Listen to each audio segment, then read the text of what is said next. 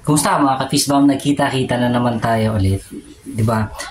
Iano ko lang sa inyo, recently napapansin niyo sa FB yung inaano ko na nire-request ko yung ibalik yung lock ng Meralco meter namin. So makikita niyo dito. Proof to na sa amin to. Kita niyo ito. Takpan ko na lang. Ito. Makikita niyo to. Ito.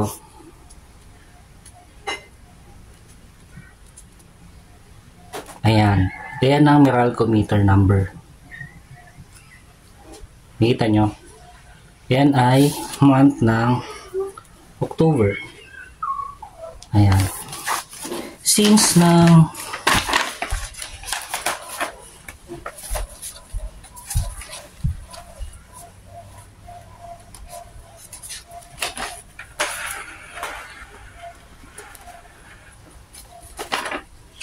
para proof na sa amin talaga. Makikita niyo, ipa-flash ko lang dito yung pinicturean ko na Meralco meter namin na tinanggalan ng lock kasi continuous naman yung ano ko yung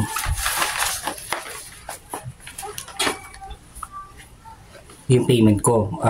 Actually nag-update ako. Ang alam ko lang nagka-problem kami nung nawalan ako ng work, which is last year pa yata yun. Last year.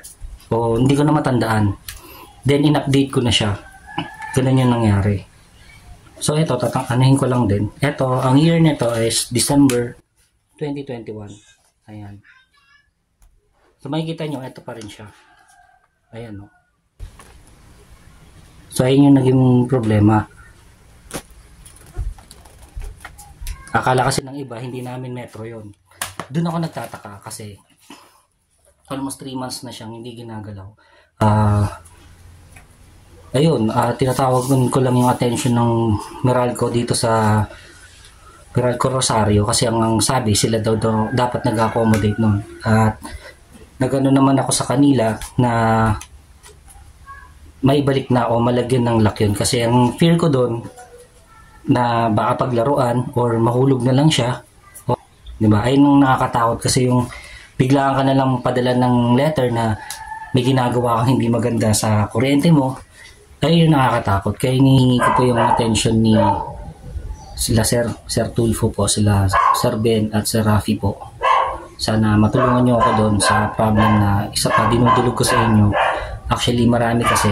Kaya mahirap isa-isahin. Hindi ko na alam kung anong gagawin ko kasi mamaya ma-aksidente na lang ako. May mangyari sa akin na hindi maganda. Kawawa po yung mga anak ko. Lalong-lalo na tong bahay na to. Inaanuhan ko to pinapahalagahan ko to. Sana matulungan nyo ako dito sa ano na to, sa problem na to. Hindi kasi talaga titigil hanggat hindi siguro natutuloy yung dapat po. Tulong sa Rafi, sa Ben. Mga malaking tao kasi na pero yung CFA inabot ng buwan bago po naibigay. Nung naibigay, hindi naman na kami makapag-file dun sa PAW, which is may nauna na. Yung dapat na makasuhan. So, ayun. Kaya humingi akong tulong sa inyo po. Sana matulungan niyo po kami.